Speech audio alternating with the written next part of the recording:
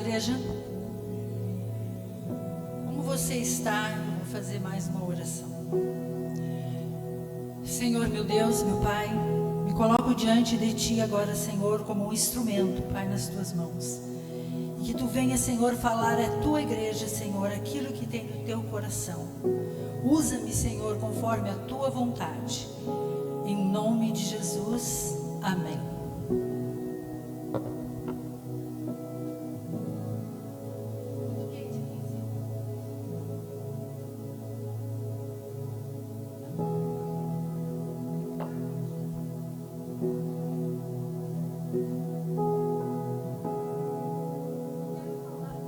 Eu quero falar hoje com a igreja um tema sobre oportunidade. Oportunidade que temos em nossas vidas. Quando o pastor me chamou, porque a minha escala era para abrir o culto, não para pregar, mas eu aprendi a ser muito obediente com o meu marido. Então, estou aqui, né? E aí ele me chamou quinta-feira. E passou a sexta, e passou o sábado, e nada. Eu lia e não tinha nada, não vinha nada. O que eu vou dizer para o Senhor? O Senhor sempre faz isso comigo. Eu posso ficar um mês antes, já aconteceu, de eu saber que vou pregar e eu não consigo ver, enxergar ou entender.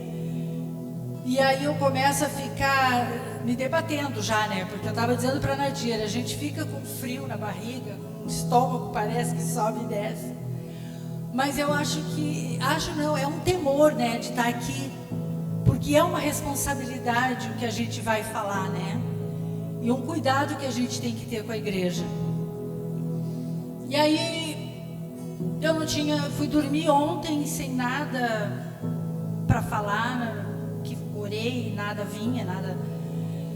Aí às 5 da manhã eu me acordei. Olha, como é bom com esse frio. Às 5 da manhã eu me acordei e veio a palavra oportunidade. Oportunidade? Mas o que eu estou pensando nessa hora da manhã? Pelo amor de Deus, eu pensei comigo. Oportunidade. E aí, Gustavo, a minha cabeça enlouquece, ela gira com 1000 coisas, sabe? Parece assim que Jesus vai atirando, toma, sabe? Eu digo, pai, eu vou levantar e vou anotar, eu preciso anotar. Aí anotei algumas coisas, digo, Senhor, eu vou dormir, não deixa eu esquecer. Então o Senhor, Ele nos surpreende, né? Deus é maravilhoso, né, Gustavo?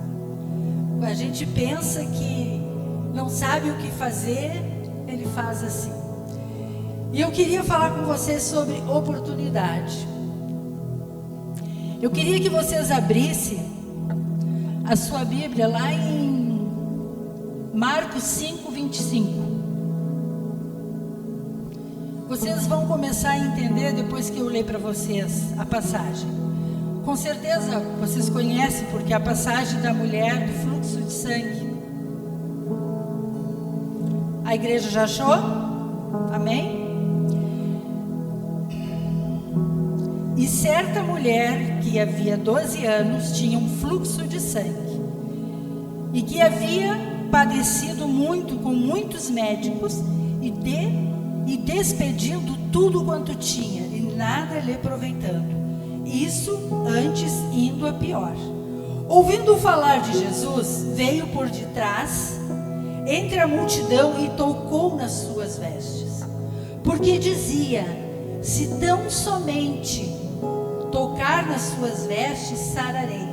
E logo lhe secou a fonte do seu sangue e sentiu no seu corpo estar curada daquele mal. Logo Jesus, conhecendo que a virtude de si mesmo saíra, voltou-se para a multidão e disse: quem tocou minhas vestes? E disseram-lhe os seus discípulos: vês que a multidão te aperta e dizes que quem me tocou? E ele olhava em redor para ver que isso fizera. Então a mulher, que sabia o que tinha lhe acontecido, temendo e tremendo, aproximou-se, prostrou-se diante dele e disse-lhe a verdade. E ele lhe disse: filha, a tua fé te salvou, vai em paz, ser curada deste mal. A gente pode imaginar essa mulher, né, que muitos já ouviram essa pregação, e quando a gente lê, se a gente lê uma história e entrar para dentro dela, ser o personagem, né? Então, me coloco na mulher do fluxo de sangue, 12 anos. Nós mulheres sabemos que 4, 5 dias já é horrível para a gente. É cólica, é mal-estar, não é legal, não é, né? Mas como somos o sexo mais forte, Jesus fez isso para as mulheres e não para os homens, né? Porque são um sexo frágil. Porque só sendo forte, né, gurias? Ó, gurias. Então essa mulher, ela teve que passar pela multidão. Ela teve que empurrar todo mundo. Ela teve que fazer a maior força da vida dela para chegar até a orla do Senhor.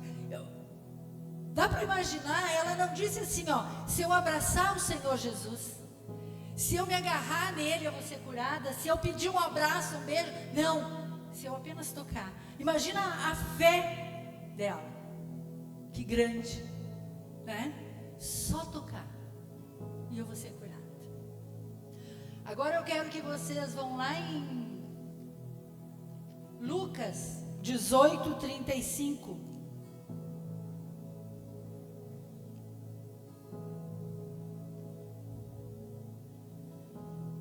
Só para você saber, eu estou numa tremedeira hoje. Eu estou assim ansiosa. É que assim, ó, é uma responsabilidade, né? E aqui, sabe, aqui esse altar, tu sente a presença de Deus e tu tem assim, Senhor, não deixa eu errar. E Deus, eu sei que Ele está com a gente, né? O cego de Jericó, muitos também já conhecem essa passagem. Aconteceu que, chegando ele perto de Jericó, estava um cego assentado junto do caminho, mendigando. E ouviu passar a multidão e perguntou que era. E disseram-lhe que Jesus, o Nazareno, passava. Então clamou dizendo: Jesus, filho de Davi, tem misericórdia de mim. E os que iam passando repreendiam-no para que se calasse. Mas ele clamava mais: filho de Davi, tem misericórdia de mim. Então Jesus, parando, mandou que lhe trouxesse, e chegando ele, perguntou-lhe, dizendo: o que queres que te faça?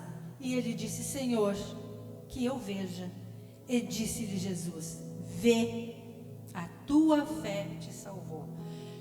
Aqui é mais um desafio, porque o cego de Jericó, ele estava ali na beira de uma estrada, não podia ver, mas ele podia ouvir.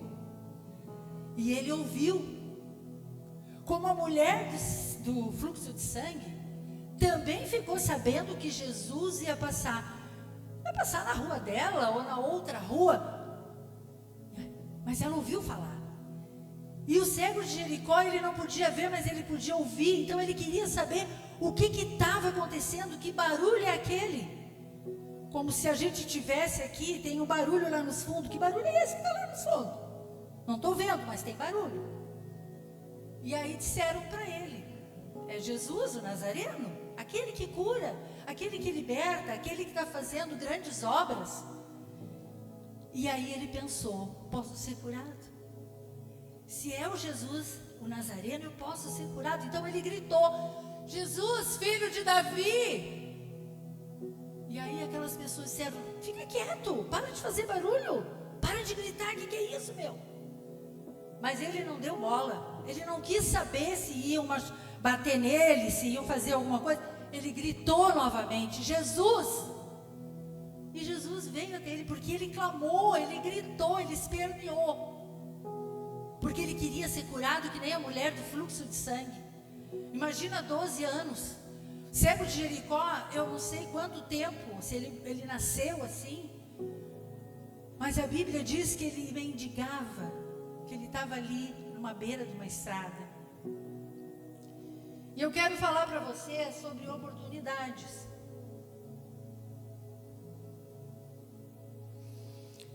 Durante a nossa vida, temos muitas oportunidades. Primeira, temos a oportunidade de estudar. A gente começa na escola, a gente tem aquela oportunidade, né? E os nossos pais dizem, olha, vocês têm que estudar, vocês têm que seguir, vocês não vão deixar os estudos para lá, continuem, vão em frente para vocês serem alguém, né? Ou ter um bom emprego, algo bom. A minha mãe dizia assim, eu fui doméstica a minha vida inteira, eu não quero isso para vocês, estudem, vão em frente, porque os nossos pais querem o melhor. Temos a oportunidade de escolher o caminho que devemos andar. Nós temos essa oportunidade. Você escolhe o caminho. Você decide se quer estar com Jesus ou se quer estar no mundo lá fora. Terceiro, temos a oportunidade de sermos salvos. Aí também é escolha nossa. A oportunidade, ela está passando. E você tem a oportunidade de saber se quer ou não. E temos a oportunidade de dizer sim e não. Nós temos que saber o momento certo de dar o nosso sim e o não. Muitas vezes a gente diz sim para muitas coisas e a gente está querendo dizer não. Porque o que? A gente, eu não sei dizer, né? Eu não sei dizer que não. Eu vou dizer que sim. Mas não, a gente tem que saber as escolhas. A mulher do fluxo de sangue, a primeira oportunidade, ela ouviu falar de Jesus. Já me falaram que o Nazareno vai passar. Ela ouviu. A segunda, ela tomou a decisão de buscar. Ela disse, agora eu vou ser curada. Agora eu vou fazer muito mais do que eu já fiz para buscar uma cura. Porque ela já tinha gastado tudo que ela tinha. Todo o dinheiro ela tinha. Eu não sei o que mais, mas aqui na nossa época, de repente, quem não tem Jesus procura tudo. Tudo que é religião, tudo que é vão benzer, vão fazer isso, e a pessoa vai indo, né? Eu fui uma pessoa que eu procurei tudo que eu podia para depressão. Eu fui batuqueira, eu fui a espírita. Se me dissesse assim, não, me disserem eu fiz. Joga pipoca para cima. Tantas sexta-feira eu ia lá. Então, aí eu encontrei Jesus, como essa mulher do fluxo de sangue, ouvi falar. Hoje eu sou outra pessoa. Então eu vejo a grande diferença quando nós tomamos uma posição. E enfrentou a multidão. Ela mesmo fraca, porque com certeza ela estava fraca, porque fazia 12 anos que ela estava ali daquela maneira. Não tinha forças, não sabia como chegar até Jesus. Quando ela olha aquela multidão, ela já tinha tomado a decisão no coração dela. Então ela tinha que ir. E ela foi e enfrentou. Provavelmente ela empurrou de um lado ao outro. Quem sabe, né? A gente não sabe, mas será que ela não se machucou? Não empurraram ela? Não pisaram nos pés dela? Às vezes acontece isso numa multidão. As pessoas se empurram, se machucam. Ela foi corajosa. E nós às vezes não somos corajosos, né? Nós somos fracos. Nós achamos que eu vou esperar a minha bênção chegar, eu vou esperar o meu milagre acontecer, mas tu não luta pela tua bênção, tu tem que lutar pela tua bênção, tu tem que lutar pela tua cura, tu tem que enfrentar os teus medos. Com tudo isso, ela foi curada. Eu tenho algo para dizer para vocês assim, que eu estava indo numa psicóloga. Eu ia só na psiquiatra, estava tudo bem, né? O médico já basta. Mas aí, quando o Dani me deu tchau, fui para a psicóloga. E aí era toda semana, e estava difícil, mas eu ia. E agora, quinta-feira, Gustavo, a pessoa que ganhou alta. Ela disse que eu sou uma pessoa que tem esperança, que está se sentindo forte, porque eu estava sem esperança, eu não pensava em mais nada, eu não tinha vontade de nada. E ela me disse que eu sou outra pessoa.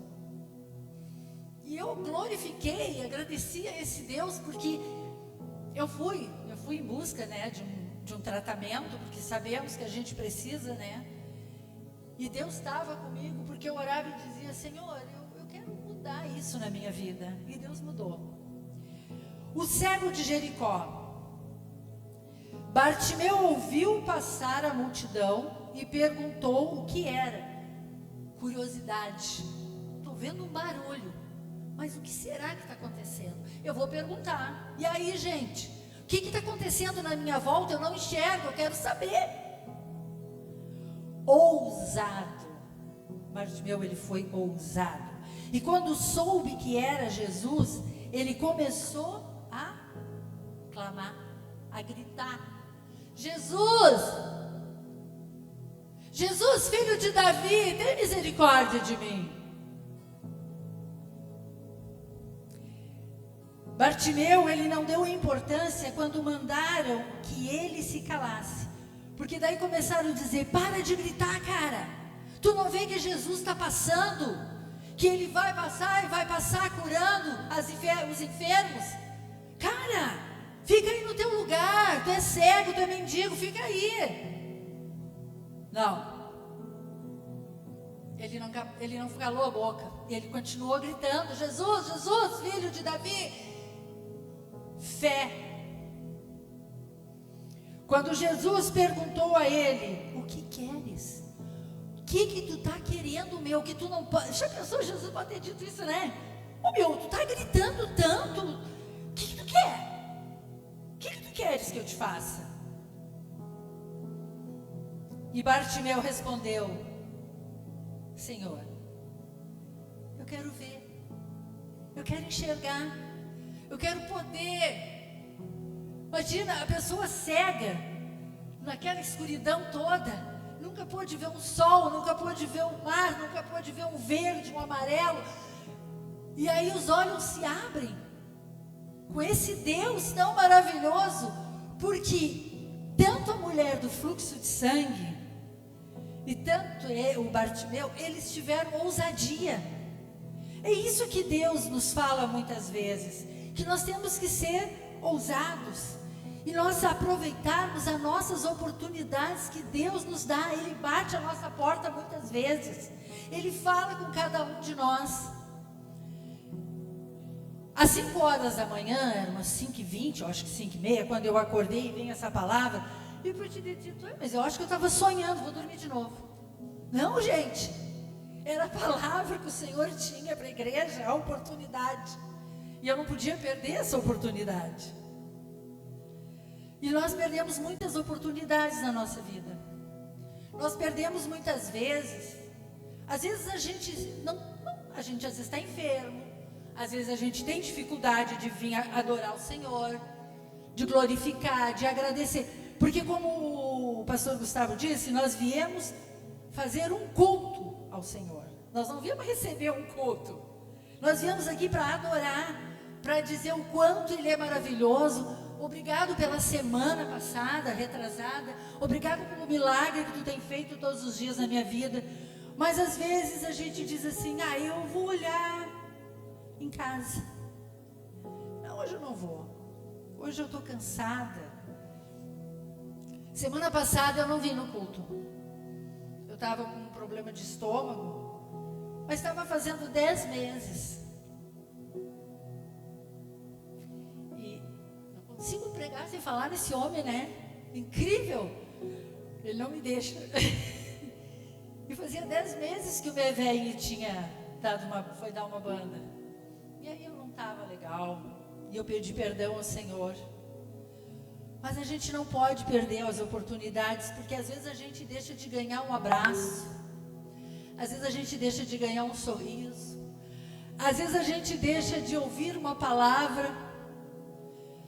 A gente deixa de ganhar muitas coisas quando a gente não vem adorar esse Deus. E quando eu tinha o meu esposo, quem conheceu ele sabia, a Nadir é prova disso, o João. Acho que foi muitas raras vezes que ele faltou ao culto. Ele só faltou quando ficou doente. Porque ele dizia: Shirley, nós precisamos ir adorar o Senhor. Tu não quer, tu fica. Ele era muito delicado às vezes, né? Ele dizia: tu não quer, tu fica. Eu dizia: não é que eu não quero, é que eu estou indo. Ele dizia: eu estou indo, Gustavo. E quando ele dizia eu estou indo, ele já estava pronto. Então, eu vejo assim que isto é uma oportunidade. A gente está aqui, buscando, orando, agradecendo. É tão bom quando a gente resolve dar as mãos para adorar. Ou quando a gente diz: dá um abraço no teu amigo aí do lado, no teu irmão. Dá um abraço naquele que está atrás de ti. Vocês estão entendendo?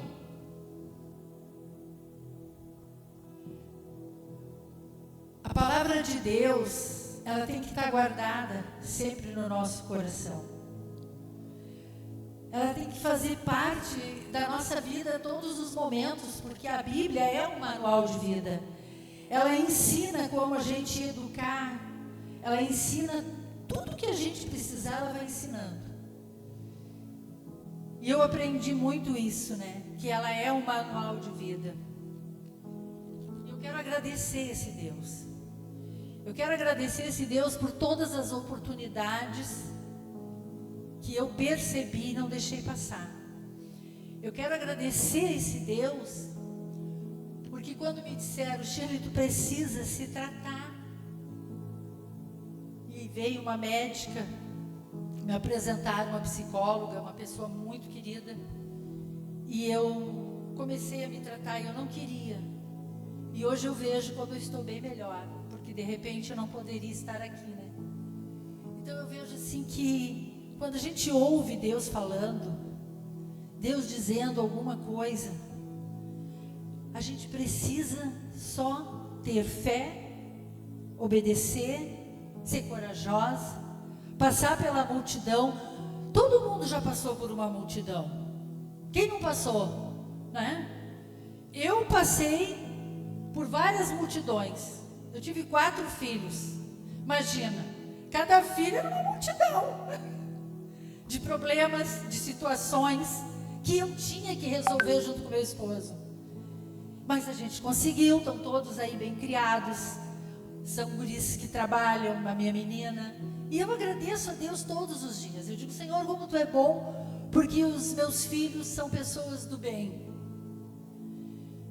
Passei por multidões de enfermidade. Quando a minha sogra ficou enferma, foi uma grande multidão. A gente teve que passar por toda aquela multidão de tristeza, de angústia. Uma multidão que a gente não sabia mais como ficar, sentir. E eu me lembro também que quando ela partiu, o Daniel estava no hospital e ele não pôde dar tchau para a mamãe. E aí foi uma grande multidão na minha vida, porque eu tinha que ter coragem de dizer isso para ele. Multidão com enfermidade, multidão de morar sozinha. E 2 cachorros. Não posso esquecer dos meus cachorros. É uma vida totalmente diferente, gente. Eu tinha uma casa grande com um monte de filho, nora, cachorros, netos. A gente, quando fazia comida, era paneladas. Não era uma meia xícara de arroz, era 1 quilo de arroz, 1 quilo de feijão. E aí hoje, eu sento às vezes e vou tomar café e eu digo: é muito estranho. E no começo eu chorava muito, reclamava muito. Mas aí eu vi que a multidão é para nos fortalecer, é para nos ensinar a continuar, a passar por ela, não desistir. Porque se a mulher do fluxo de sangue olhasse para a multidão, porque quando provavelmente ela estava em casa, ouviu falar, saiu, olhou na rua e disse: não, mas não vai dar. Eu estou aqui desse jeito. fraca, como é que eu vou conseguir passar por esse povo? Será que Jesus não vai vir até aqui? Não, eu vou ter que passar. Não tem outro jeito. E eu tenho certeza que se eu tocar na orla, eu vou ser curada. E foi isso que aconteceu. A fé, a força de vontade, a coragem. O cego de Jericó, ele podia ter ficado lá no cantinho dele e ter dito: eu vou aqui esperar. Disseram que o filho de Nazaré está passando aqui. Vou ficar quietinho aqui, que aí ele vai passar, vai me ver, né? E vai me curar. Não, eu vou gritar. Vou fazer um barraco aqui, né? Eu quero ser curado, Senhor, eu quero enxergar, eu quero ver. Me ajuda, Jesus. Aí aqueles que estavam com o Senhor disseram: meu, te liga, cala a boca, meu. Não está vendo que é Jesus? Filho de Deus? E ele pensando assim: e aí? Eu quero ser curado. Se ele é filho de Deus, ele vai me curar. Vou gritar. E aí ele chamou a atenção do pai. É isso que nós temos que fazer. Passar pela multidão e chamar a atenção do pai. Eu comecei a chamar a atenção de Deus. E dizer: Senhor, eu quero ser curada. Eu quero sair dessa ansiedade que me destrói todos os dias. Que me faz comer compulsivamente. Que não me deixa dormir. Que eu não consigo. Eu fiquei 15 dias, Gustavo, sem entrar no quarto para dormir. 15 dias. E um dia eu orei e disse: chega. Eu preciso dormir na minha cama. Eu preciso. Eu quero. E eu vou conseguir. E eu fui. E consegui dormir no meu quarto. Então a palavra diz assim, ó: esforça-te e tenha bom ânimo. Porque a gente não pode ficar simplesmente com as mãos nesta posição e não fazer nada, nem orar, esperar, que nem diz, né, cai do céu. As coisas não caem do céu. As coisas vêm, fazem a obra. O Senhor faz a obra, Ele te cura, Ele te salva, Ele te liberta quando tu toma uma posição. Quando tu resolve dizer que vou, e eu consigo, e eu tenho fé. Sabe que a gente via um programa, aquele, eu acho que é R.R. Soares, né? Dani via todo dia. E na hora de orar, eu achava lindo, sabe?